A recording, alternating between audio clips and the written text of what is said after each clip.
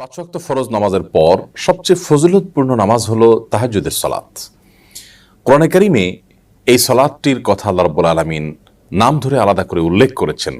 আল্লাহ বলেছেন ওয়ামিনাল লাইলি ফাতাহাজ্জাদ বিহি নাফিলাতাল লাক, অর্থাৎ পাঁচ ওয়াক্ত আবশ্যিক এবং ফরজ যে সালাত রয়েছে এর বাইরে অতিরিক্ত হিসাবে হে রাসূল আপনি রাতের কিছু অংশে দাঁড়িয়ে তাহাজ্জুদের সালাত আদায় করুন। বান্দা আল্লাহ রাব্বুল আলামিনের খুব বেশি নৈকট্য লাভ করতে পারে, কাছাকাছি যেতে পারে তাহাজ্জুদের সময় অর্থাৎ ভোর রাতে, এবং তাহাজ্জুদের সালাতের মাধ্যমে ওই সময়টাতে দোয়া করার মাধ্যমে আল্লাহ রাব্বুল আলামিনের কাছ থেকে বান্দা তার যে কোনো চাওয়াকে পেশ করার সবচেয়ে সুবর্ণ সুযোগ হিসেবে গ্রহণ করতে পারে।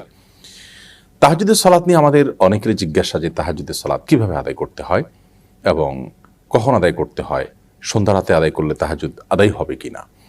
তো এসব প্রশ্ন উত্তর আমরা আজ দিতে চাই। প্রথম কথা হলো যে তাহাজ্জুদ এই শব্দটির অর্থই হলো ঘুম থেকে উঠে যে সালাত আদায় করতে হয় সেই সালাত। যদিও কেউ সন্ধ্যা রাতে অর্থাৎ এশার সালাত আদায় করার পর যদি কোনো সালাত আদায় করেন তাহলে সেটিও এক প্রকারের তাহাজ্জুদ বলা যায়, অর্থাৎ সেটি সাধারণত কিয়ামুল লাইলের মধ্যে পড়ে। নবী করিম সাল্লাল্লাহু আলাইহি সাল্লাম এক্ষেত্রে দুটি শব্দ ব্যবহার করেছেন, একটা হলো কিয়ামুল লাইল আর একটি হলো তাহাজ্জুদ। তো কিয়ামুল লাইল বা রাত জেগে সালাত আদায় সেটা কিন্তু রাতের শুরুতে অর্থাৎ এশার সালাতের পর থেকে নিয়ে যে কোনো সময় কিংবা রাতের শেষ ভাগে ফজর আগ মুহূর্ত পর্যন্ত যে কোনো সময় সালাত আদায় করুক না কেন পুরো সালাতটাই সবগুলোকেই সাধারণভাবে কিয়ামুল লাইল বলা হয়।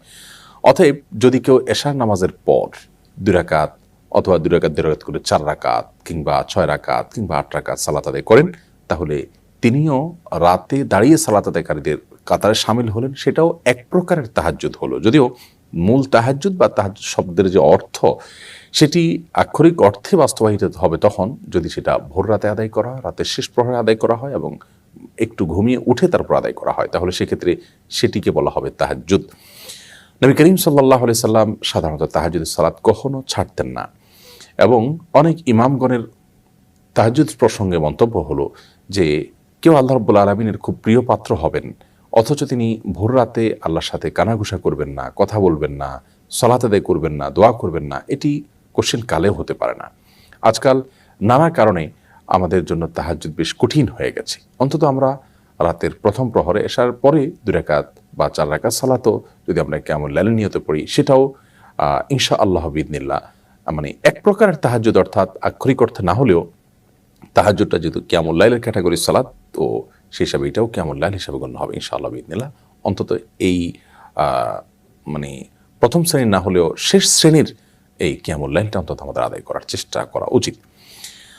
তাহাজ্জুদের সালাতটা কি আমরা নফলের নিয়তে করব নাকি সুন্নতের নিয়তে করব? এর উত্তর হলো যে কোনো নিয়ত করলেই আপনার সালাত আদায় হয়ে যাবে।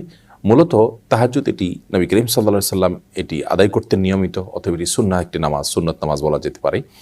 আবার ফরজ সালাতের অতিরিক্ত হিসাবে যত সুন্নত আছে সবগুলোকে এক ধরনের এক্সট্রা নামাজ বলা যায়, কিন্তু আমরা সাধারণত নফল বলতে বুঝি হলো সুন্নতেরও বাইরে যেটা মানুষ একান্ত নিজের ইচ্ছায় পড়ে সেটি। অতএব ওই বিবেচনায় আমরা বলতে পারি তাহাজ্জুদের নামাজটা মূলত সুন্নত নামাজ, যেহেতু নবী সাল্লাল্লাহু আলাইহি সাল্লাম পড়তে বলেছেন বিধায় এটি সুন্নাহ, তার অনুসরণ আমরা করছি সেজন্য এটি সুন্নত নামাজ বলবো।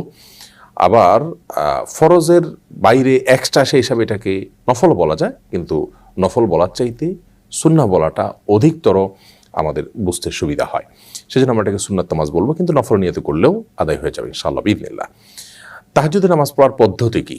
আমরা এটা নিয়ে অনেক ধোঁয়াশার মধ্যে থাকি। আমরা মনে করি যে প্রথম রাকাতে সুনির্দিষ্ট করে একটা সূরা এতবার পড়তে হবে, দ্বিতীয় রাকাতে অমুক সূরা এতবার পড়তে হবে। মূলত তাহাজ্জুদের নামাজ অন্য 10টা নামাজের মতো, এর বিশেষ কোনো নিয়ম নাই। তবে হ্যাঁ, নবী সাল্লাল্লাহু আলাইহি ওয়াসাল্লামের হাদিস রয়েছে সালাতুল লাইলি ওয়ান নাহারি মাসনা মাসনা, রাত এবং দিনের এই নফল বা এক্সট্রা নামাজগুলো 2 রাকাত 2 রাকাত করে আদায় করতে হয়। বিধায় আমরা তাহাজ্জুদের সালাত 2 রাকাত 2 রাকাত করে আদায় করবো, এটাই হলো উত্তম।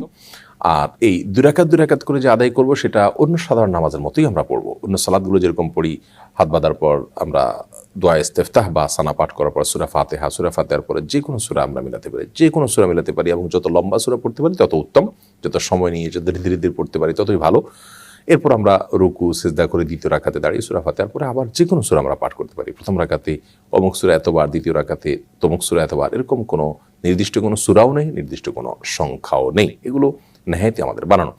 তবে হ্যাঁ, নবী সাল্লাল্লাহু আলাইহি ওয়াসাল্লাম তাহাজ্জুদের সাধারণত অনেক বেশি সময় ব্যয় করতেন। আম্মা আয়েশা রাদিয়াল্লাহু তাআলা আনহা বলেছেন তার তাহাজ্জুদের যে সালাত ছিল লা তাসআল আন হুসনিহিন্না ওয়া তুলহিন্না, তার সে সালাদগুলোর যে কি দৈর্ঘ্য ছিল, সেগুলোর যে কি সৌন্দর্য ছিল, সে সম্পর্কে আর জিজ্ঞাসা করো না, আর বলো না। তার মানে অনেক সুন্দর ছিল, অনেক দীর্ঘ সময় নিয়ে সালাদ আদায় করতেন। এই জন্য তাহাজ্জুদে আপনি যত সূরা মুখস্থ আছে আপনার, তার মধ্যে সবচেয়ে বড় সূরাটা আপনি পড়েন, একটু সময় নিয়ে ধীরে ধীরে পড়েন, এবং একই সূরা বারবার পড়তে চাইলেও পড়তে পারেন, বা একই রাকাতে কয়েকটা সূরাও পড়তে পারেন। এরপরে দ্বিতীয় রাকাতে একইভাবে যত লম্বা সময় নিয়ে দাঁড়াতে পারেন তত উত্তম। এরপরে রুকু সিজদাতে যত বেশি সময় আপনি ব্যয় করতে পারেন তত উত্তম। সুবহান রাব্বিল আযীম বলতে থাকেন, আল্লাহর কাছে চাওয়াগুলো পেশ করতে থাকেন, সিজদাতে চাওয়া কবুল হয়।